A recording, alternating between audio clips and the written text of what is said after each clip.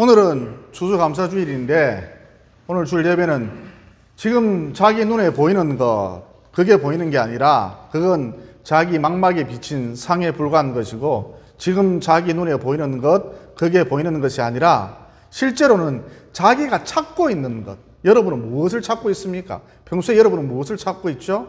자기가 찾고 있는 것, 그게 자기 눈에 보인다라는 제목으로 잠깐 시간 은혜를 나누고자 합니다. 여러분, 이 세상에 완전한 인간이란 없습니다. 왜냐? 죄로 인해서 모두 부패했고 타락했기 때문인 것이죠. 다시 말해, 인간이란 무엇이냐? 인간의 정의, 부패했다, 타락했다라는 것이죠. 그래서 겉으로 볼 때 아무리 좋아 보여도, 겉으로 볼 때 아무리 괜찮아 보여도 저 사람 대단하다, 저 사람 훌륭하다, 저 사람 참 참하다, 이렇게 우리가 말을 해도 그 이면에는 범죄가 있고 허물이 있고 타락이 있다는 것입니다. 그런데 반대의 경우도 가능하다는 것이죠. 그러니까 누가 봐도 저 인간 100% 악한 인간이고 인간 말종인데, 쓰레기인데 찬찬히 살펴보면 좋은 점도 있다는 것입니다. 괜찮은 면이 있다는 것이죠. 그래서 우리가 어떤 사람을 바라보든지 100% 좋은 면만 기대하거나 100% 좋은 면만 찾고자 하는 것, 어리석은 태도라는 것입니다. 다 허물이 있다니까요. 또 저 인간한테는 건질 게 하나도 없어, 저 인간은 쓰레기야, 인간 말종이야, 이런 식으로 매도하는 것도 바람직하지 않다는 것이죠. 나름 천천히 그런 사람도 살펴보면, 천천히 살펴보면 괜찮은 면이, 훌륭한 면이 있다는 것입니다. 그러니까 인간에게는 항상 밝은 면과 어두운 면이 공존하고 있다는 것이죠. 태양빛도 마찬가지입니다. 태양빛은 아주 밝지요. 그런데 그 이면을 보면 그림자가 있다, 어두운 부분이 있다는 것이죠. 그래서 결론적으로 인생을 들여다볼 때 밝은 부분이 보이면 어두운 부분도 있겠지, 반대로 어두운 부분이 보이면 밝은 부분도 있겠지, 또 긍정적인 부분이 보이면 부정적인 부분도 있겠지, 반대로 부정적인 부분이 보이면 긍정적인 부분도 있겠지, 항상 이런 식으로 바라봐야 한다는 것이죠. 그런가 하면 희망이 보입니까? 그런데 여러분, 아무리 희망이 보인다 할지라도 그 희망 가운데 불안과 염려가 있다는 것입니다. 물론 반대의 경우도 있겠지요. 즉, 상황은 너무너무 비참한데, 지금 현실은 너무너무 절망적인데 그 가운데 위대함이 있을 수도 있다는 것이죠. 교회도 마찬가지입니다. 어떤 교회에 가보면 아쉬운 점이 참 많이 보입니다. 하지만 찬찬히 살펴보면 좋은 점도 의외로 많다는 것이죠. 그래서 결론이 무엇이냐? 이 세상의 모든 것은 두 가지로 존재한다는 것이죠. 그런데 문제는 무엇이냐? 주로 내가 찾고 있는 것, 평소에 내가 찾고 있는 것, 여러분은 무엇을 찾고 있습니까? 평소에 내가 찾고 있는 것, 그게 비로소 내 눈에 보인다는 것입니다. 그러니까 우리는 지금 자기 눈에 보이는 것, 이것을 본다, 이렇게 생각하기 쉬운데 아니라는 것이죠. 지금 자기가 찾고 있는 것, 평소에 자기가 주로 찾고 있는 것, 그게 자기 눈에 보인다는 것입니다. 예를 들어서 감사할 이유를 자꾸 찾잖아요. 그러면 감사가 자기 눈에 보인다는 것이죠. 그래서 이것도 감사하고 저것도 감사할 수 있다는 것입니다. 반대로 자꾸 불평할 이유를 찾잖아요. 그러면 불평이, 다른 건 자기 눈에 안 보여요. 불평이 자기 눈에 보인다는 것입니다. 그래서 세상만사 모든 일이 짜증스럽고 자기 마음에 안 든다는 것이죠. 그러니까 지금 여러분이 보는 것은 자기 망막에 비친 상에 불과한 것이고, 실제로는 내가 찾고 있는 것, 평소에 내가 찾고 있는 것, 그게 자기 눈에 보인다는 것이죠. 노란 나비와 흰 나비가 있었거든요. 그런데 참 이상한 것은 노란 나비에게는 늘 좋은 일만 생기고 흰 나비에게는 늘 나쁜 일만 생겼답니다. 그래서 노란 나비는 항상 기쁜 삶을 살았고 흰 나비는 항상 우울한 삶을 살았답니다. 그러던 어느 날 호랑나비가 봉사상을 받았거든요. 상금도 엄청 받았답니다. 이에 노란 나비는 자기 친구인 호랑나비가, 나비는 나비끼리 친구일 수밖에 없겠죠. 자기 친구인 호랑나비가 큰 상을 받았다면서 자랑스러워 했답니다. 뿌듯하게 생각을 했다는 것이죠. 반면 흰나비는 저놈이 어떻게 상을 받았지?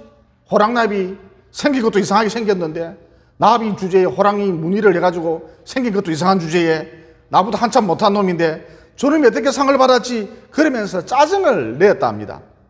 또 며칠간 비가 계속 와서 모두 집에 갇혀 있었는데 오랜만에 해가 쨍하고 비치는 거예요. 그래서 나비들이 떼를 지어 몰려 나왔지요. 이어 안부 인사를 도란도란 나누는데 흰나비가 말하길 너무 날씨가 축축해서 습해서 벽이 다 썩어버렸어. 하루 종일 퀴퀴한 냄새 때문에 살지를 못하겠어. 괴로워 죽겠어.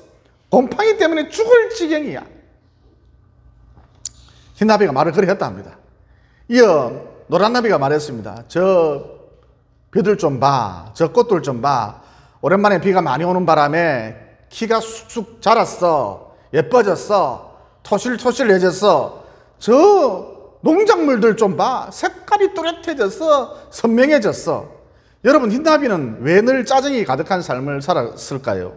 반면 노란나비는 왜 늘 행복이 가득한 삶을 살았을까요?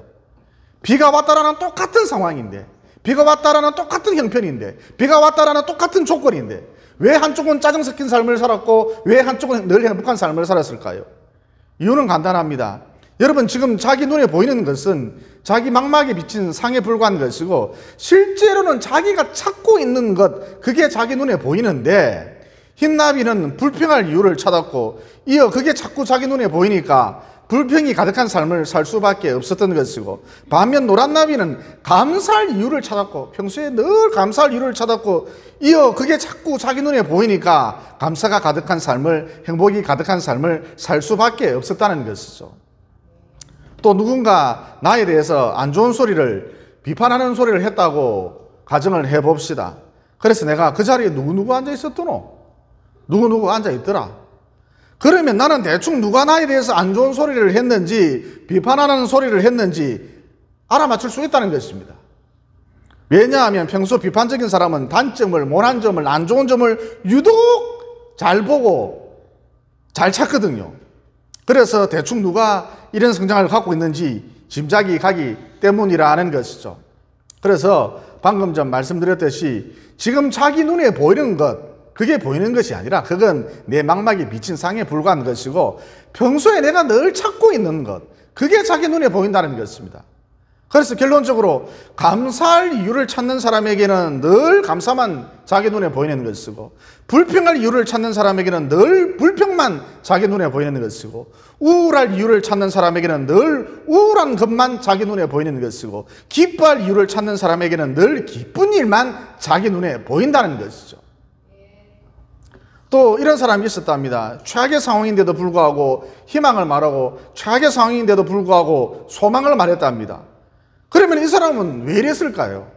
방금 제가 말씀드렸죠. 지금 자기 눈에 보이는 것, 그게 보이는 것이 아니라 지금 자기가 찾고 있는 것, 내가 찾고 있는 것, 그게 보이는데 이 사람은 최악의 상황임에도 불구하고 희망을 찾았고 소망을 찾았기 때문입니다. 여러분, 다시 한번 강조합니다. 지금 자기 눈에 보이는 것, 그게 보이는 것이 아니라 그건 망막에 비친, 자기 망막에 비친 상에 불과한 것이고 자기가 찾고 있는 것, 그게 자기 눈에 보인다는 것이죠. 그러므로 지금 자기 눈에 보이는 것, 그게 보이는 것이 아니라 평소에 내가 찾고 있는 것, 그게 자기 눈에 보인다라는 이 진리를 붙드시고 항상 감사할 이유를 찾고 또 찾으심으로 늘 감사가 넘쳐나는, 전천후로 감사하는 그런 남은 여생 보내시기를 예수님 이름으로 진심으로 축원을 드립니다. 그 다음 15절에 보면 이런 말씀이 나오죠. 그리스도의 평강이 너희 마음을 주장하게 하라. 너희는 평강을 위하여 한 몸으로 부르심을 받았나니 너희는 또한 감사하는 자가 되라. 그러니까 무슨 말씀이냐 하면 그리스도의 평강이 나를 주장하도록 할 때 비로소 감사하는 자가 될 수 있다는 것이죠. 여러분, 어떤 사람을 보면 자기 감정대로 살아가죠. 그러니까 그 사람을 보면, 그 사람 얼굴을 보면 지금 기분이 좋은지 나쁜지 금방 알아차릴 수가 있다는 것입니다. 또 이렇게 자기 감정대로 사는 사람들, 말로 자기 감정을 실어서 하거든요. 그래서 그 하는 말을 들어보면 삐졌는지 화가 났는지 괜찮은지 풀어졌는지 쉽게 알 수 있다는 것이죠. 여러분, 무엇보다 자기 감정대로 산다는 것은 자기 편할 대로, 자기 본능대로 산다는 것을 의미하거든요. 그래서 내가 내 감정대로 산다, 내 기분대로 산다라는 것은 평균 이하의 저질적인 삶이라 할 수가 있습니다. 그런데 어떤 분들을 보면 분명히 감정이 있는데 이 감정이 밖으로 잘 드러나지 않더라는 것이죠. 그래서 사람이 한결같아요. 여러분, 이런 분들을 보면 마치 예수님을 보는 것 같거든요. 여러분, 이런 분들은 왜 이렇게 살아갈 수 있을까요? 한마디로 그리스도의 평강이 그의 마음을 지배하고 있기 때문입니다.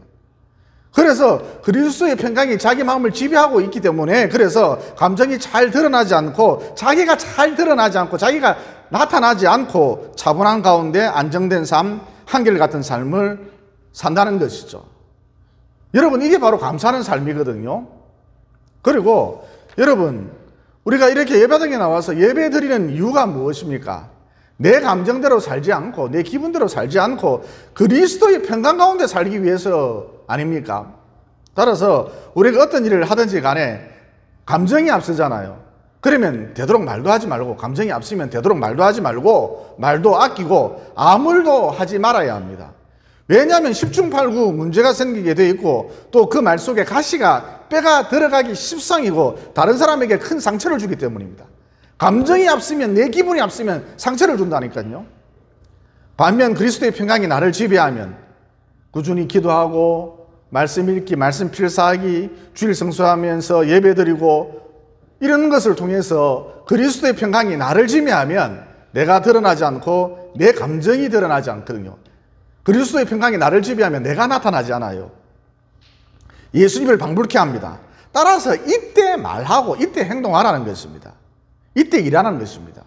그러면 아무런 부작용이 없다는 것이죠. 그리고 많은 사람들에게 큰 유익을 끼친다는 것입니다. 그리고 존경받는 인물과 가까이 하고 싶어요. 그래서 가까이 했는데 상태가 안 좋아 보이거든요. 생각보다 상태가 안 좋아요. 이 존경받는 인물이 왜 그럴까요?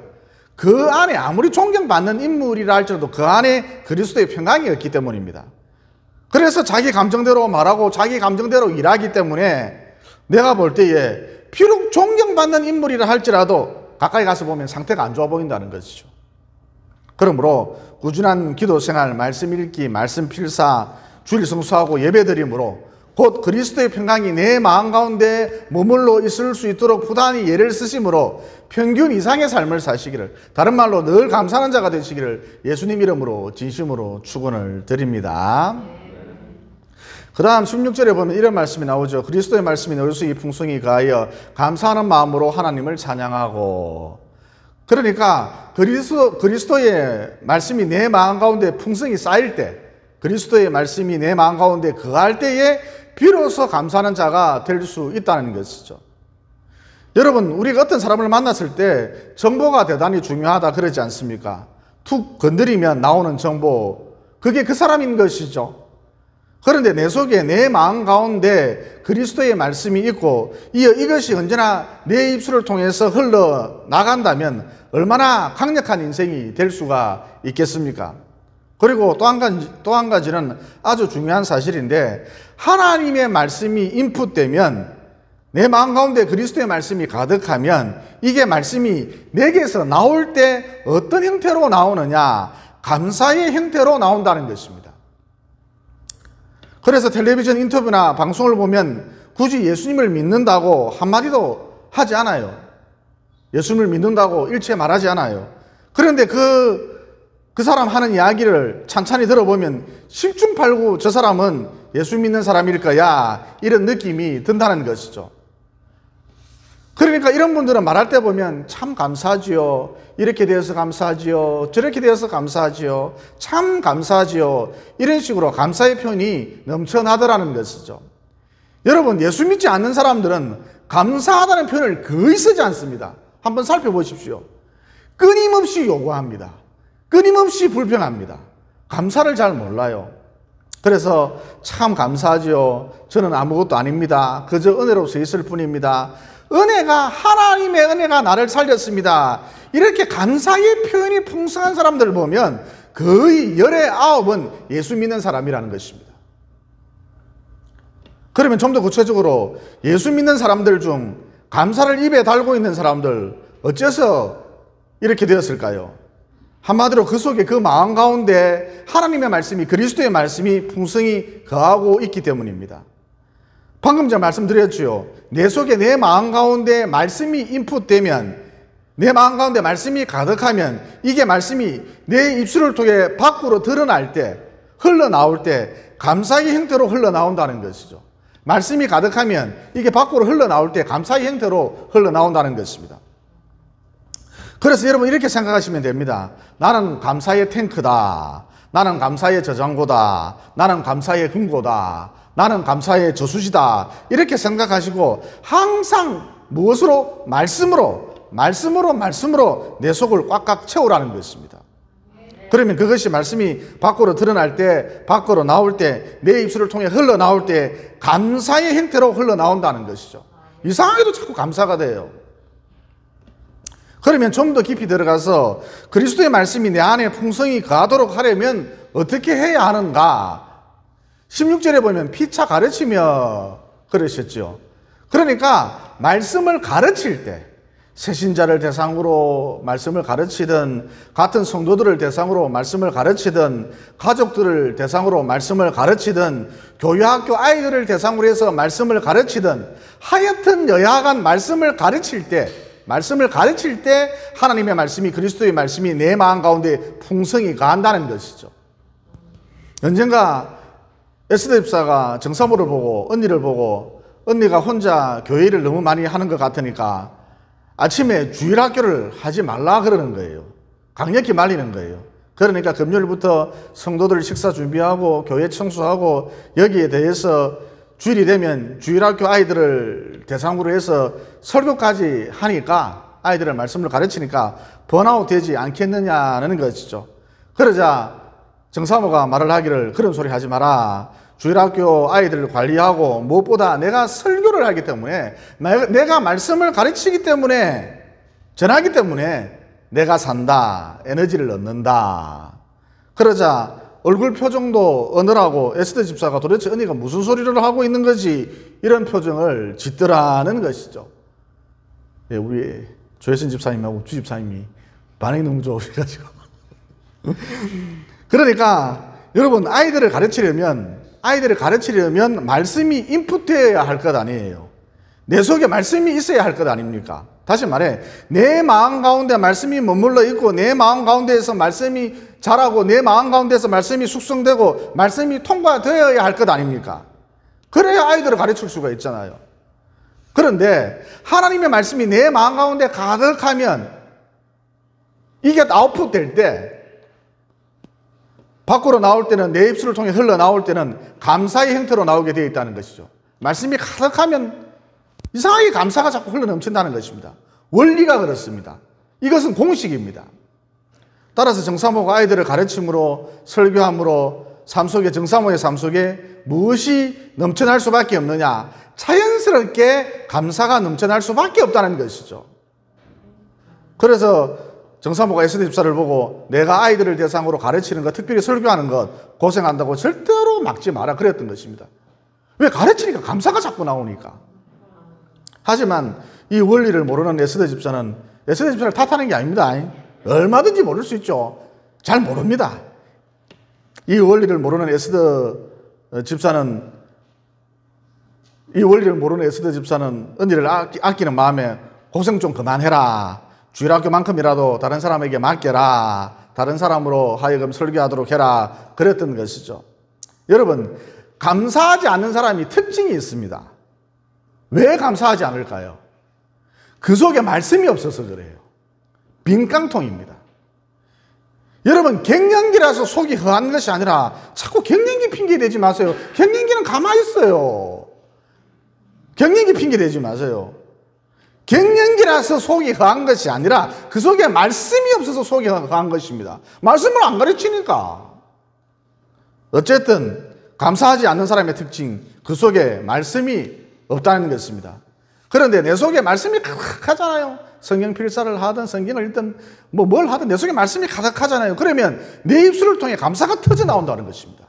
자꾸 이것도 감사하고 저것도 감사하고 자꾸 감사가 된다는 것입니다. 그러므로 여러분, 말씀을 가르치는 자가 되십시오. 새신자를 전도해서 말씀을 가르치든 가족들을 대상으로 하여서 말씀을 가르치든, 가정 예배 시간에 내가 설교를 하시든, 또 주일학교 아이들을 대상으로 하여서 말씀을 가르치든, 항상 말씀을 가르치는, 전해주는 그런 삶의 구조를 만드십시오. 그래서 추수감사주일을 맞이해서 항상 감사하는 자가 되시기를, 감사가 넘치는 자가 되시기를 예수님 이름으로 진심으로 축원을 드립니다. 기도드리겠습니다. 사랑의 하나님, 오늘 말씀을 통해 지금 자기 눈에 보이는 것, 그게 보이는 것이 아니라 그건 자기 망막에 비춰진 상에 불과한 것이고, 실제로는 평소에 자기가 찾고 있는 것, 그게 자기 눈에 보인다는 진리를 깨닫게 되었습니다. 그러므로 아무리 열악한 환경 가운데 있다 할지라도 항상 감사할 이유를 찾고 또 찾음으로 내 눈에 주로 감사가 보이고, 이어 항상 감사함으로써 남은 여생 행복한 삶을 살아갈 수 있도록 도와주시옵소서. 또 기도, 예배, 말씀 읽기가 톱니바퀴처럼 잘 맞물려 돌아가는 삶의 구조를 만들므로써 곧 그리스도의 평강이 내 마음 가운데 머물러 있도록 예를 심으로써 내 기분대로 내 감정대로 사는 것이 아니라 차분한 가운데 한결같은 삶, 주님 같은 삶, 감사하는 삶을 살아갈 수 있도록 도와주시옵소서.